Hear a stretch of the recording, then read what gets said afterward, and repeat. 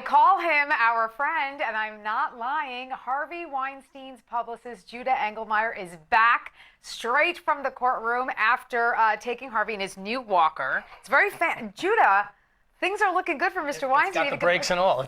And it's got a seat so we can sit down. Does he sit down in it? In the elevator, yes. Okay, how's Harvey holding up? He's holding up fine. He's optimistic, and he hears his lawyers, his attorneys doing a decent job, a good job. Unbelievable yes, job. I agree. I mean, I think there's no argument that these lawyers are putting their blood and sweat and tears and heart and soul into this defense. That is true. And he's very lucky. But they're also putting the facts into it, which makes a big difference. Right, but let's just talk about week one. Sure. Because I met you in the middle of week one, and week one ended with Rosie Perez. And the defense made all the objections.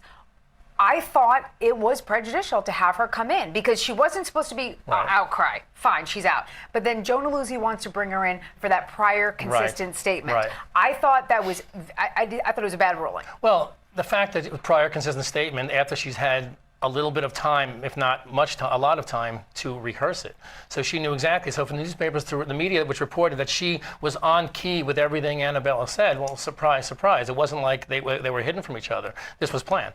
And what about Cara Young? Cara Young, again, another witness to corroborate Annabella Sciorra's testimony that she engaged in self-mutilation. So you're still corroborating Annabella's testimony, which as riveting as it was, it still didn't confirm anything really. I don't know if I was. I think I might have been.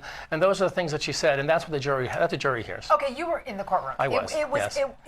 It was compelling. It was compelling. You know, so the way I look at it is that I think the public wants to believe her. Although if you listen to the statements on the cross, you can poke holes in Annabella. In Annabella as well. I believe that. What she described was tantamount to a stranger rape. It was like that worst, that biggest fear of every woman in New York. But it's not the biggest fear of every woman in New York. This is someone she knew. And on top of the inconsistencies in the story, including who let her into the building, why she opened the door in the first place. And it's not, you're not getting to victim blaming. You're getting to, she's a Brooklyn girl. I'm a Manhattan boy. I grew up here all my life. There are certain things you do and don't do. The peephole is if someone walks into a doorman building and doesn't ring you up, the first thing you do is ask who it is before you open the door. At least that's what I would think. But the fact that he knew where the apartment was, he knew how to access, how to get in, it tells you that there's a part of the story that we don't know. That's all. And listen, I just heard from our reporters that the jury was very drawn to Annabella Sciorra's testimony and Rosie Perez. And I think you have to admit, week one did not end well. Week one, listen, you're going to hear stories of sexual assault and rape are not good. And when they're told like that, they are riveting and believable. And you can't argue that. But week two. But once again, the jury has to be read the rules by the judge and understand what it is they heard. It's not for us in the public who read the newspapers afterwards to interpret it. How do you feel about the judge so far? Judge Burke is doing what Judge Burke does. Your face is saying something different, Judah. Well, you're smirking. Just say, what do you think? I think to be honest, we're friends. Judge Burke is a longtime judge on the civil court, on the Supreme Court. He knows what to do. Okay, so you're not telling me you're not giving me real answers. All right, we're moving on. Yes. Week two. Week two. Great day for the defense. I mean, it was a great day for the defense. I think that Mr. Sharonis did a phenomenal job on cross-examination, and the prosecution couldn't meet him, couldn't match him on it. In fact, some of the facts were missing, a lot of omissions from her testimony, a lot of new developments that never came up before in her testimony. I think the jury heard a story today, which I know they were questioning. Why, or let me ask you this, because you were there. Do you think that the prosecution should have brought out more in their direct about the relationship between Mimi Haley and Harvey Weinstein? I think to some degree, maybe the prosecution wasn't as aware, or thinks that they have the weight of the public sentiment around them that all that doesn't matter. But all of those emails, the text messages, the phone calls. We've been saying it for a long time. But wait, no, you have, and right. But those were all turned over to the prosecution. There's no sandbagging.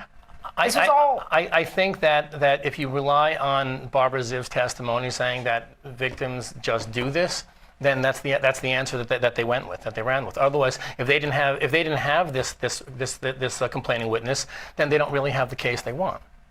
So they needed to find something. And when you look at all the cases they were looking at, this is what they came to. They had to make it work. Well, that's why I think they had Annabelle Sciorra in the new indictment at the end of it. I mean, they need that insurance policy. I understand, but if you don't believe CW1 or CW2, Annabelle doesn't count. Agreed, yes. And we've explained this through the years that you need 2 out of 3. Right. But okay, so there were so many communications, so much back and forth. Shouldn't the prosecution, I'm just asking, like, in your opinion, like, that part of why you had a good day was because the prosecution didn't bring out all of these communications. I can't speak for why the prosecution does their job the way they do. But we've been saying for a long time that we've had these emails. We've been telling the public, we've been telling the prosecution, we've been telling the I guess legal people that this is no case. And we told them why we thought so, but no one wanted to believe it, and this evidence wasn't hidden. It was all released, made public by the Weinstein Company bankruptcy in Delaware. All these emails were given to everybody. What was Mimi's demeanor like on cross? Was it different than on direct? Do you think she changed? I think she was a little nervous. I think that she was she was trying to figure out how to properly respond without making herself look like she wasn't telling the truth. Was she being defensive with Damon? At some points. It's not good. It's not good, no. No, because I heard that Annabelle Sciorra was very consistent. She was equally, pleasant to both prosecution and defense. Right. Was there a strategic decision, if you know, to pick Damon specifically as opposed to Donna to cross-examine? I don't know how Damon and Donna and Arthur split up their time or divvied up. I don't know, but they each go to their strengths and they each find what they have within the testimony, with the expected testimony, and then they make that decision. Oh, you know what you could do for me? This will be fun. I want you to tell me who sits where. I mean, I know, but I want you to explain to the viewers, like, at the defense table, Harvey's on the right, like, who sits where? Harvey's on the left. Harvey's at the corner of the table, at the left-hand corner. Okay, left-hand corner. Then you have the farthest away from the jury? The furthest away from the furthest on with his back facing the gallery. Then there are two lawyers. Are you trying to hide it Then from there are the jury, Then there are 2 lawyers who sit on face the jury. So you have, it starts out usually it's Damon first seat, Donna second seat, Harvey, and then you have right next to Harvey it's Arthur, and then it's Diana Sampson or Barry Kamens, Judge Barry Kamens. Yeah, I saw Judge Barry Kamens today, right? Yes, he had the bow tie, his signature bow tie, and then there's also an associate of Damon's who helps with the AV stuff. Okay. And when he goes up, he switches seats with Diana, and he takes Damon's seat up front, and then while Damon's standing by the podium. Where do you sit? Right in the gallery, right behind the legal team. Okay, so like the first row. I'm the first row, yes. Okay, so there was a moment now today, just to again remind our viewers, Mimi Haley describes, their first kind of physical interaction as he asking for a massage. The second interaction, allegedly he forced his way into her apartment. She got out of that. The third interaction being the July 10th, 2006, which is the accusation of the indictment. After that, which I think is only 2 weeks, like July 26, 2006, they engaged in consensual sex. Yes. Okay. And that was that a big moment, because that's when Damon crossed her on her grand jury testimony. Right. And what happened? She told the grand jury it was forced? She told the grand jury. I don't think she didn't accuse it of. She didn't say it was a legal offense in that Correct. sense. But she didn't frame it more as willing either. It was sort of someplace in between. What was the reaction in the courtroom? I think it was shock. Was it a big moment? I think it was a big moment, and I think it demonstrated how weak this case is, and also how difficult it is to get for the prosecution to get a conviction in a case where this is not a clear cut. Right, but it was certainly not a moment for everybody to be high-fiving each other, and I say that because no one's high-fiving. There was a close to high-five, and let me tell you what I heard that happened in the courtroom was that specifically, she alleges that during that sexual intercourse incident, the words, I don't know if we can say these words, so I'm just like the B word and another word were said to her. She never said that to the grand jury. That was a whole... No, but hold on, but in the courtroom, she says that. Right. That he said it. Correct. And something about like, oh yeah, it was during sex, and then he turns around to one of his lawyers and says, oh yeah, see, it was during sex. Right. You need to get a handle on him. Somebody needs to control him. He cannot be talking like that.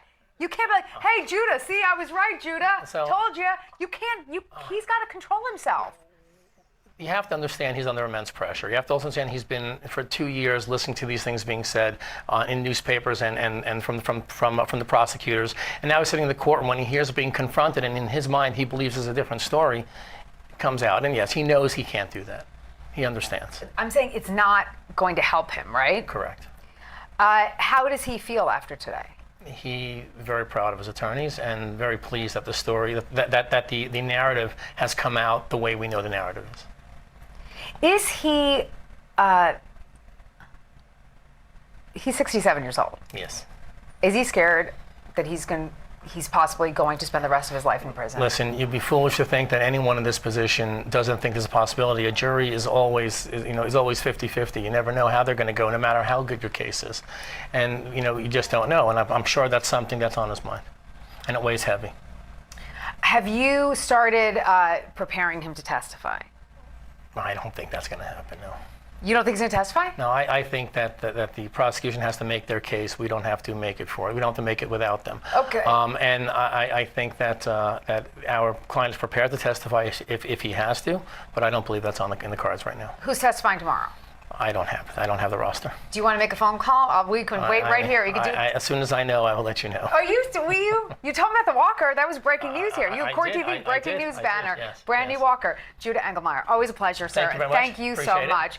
More of our coverage of New York versus Weinstein continues right after this.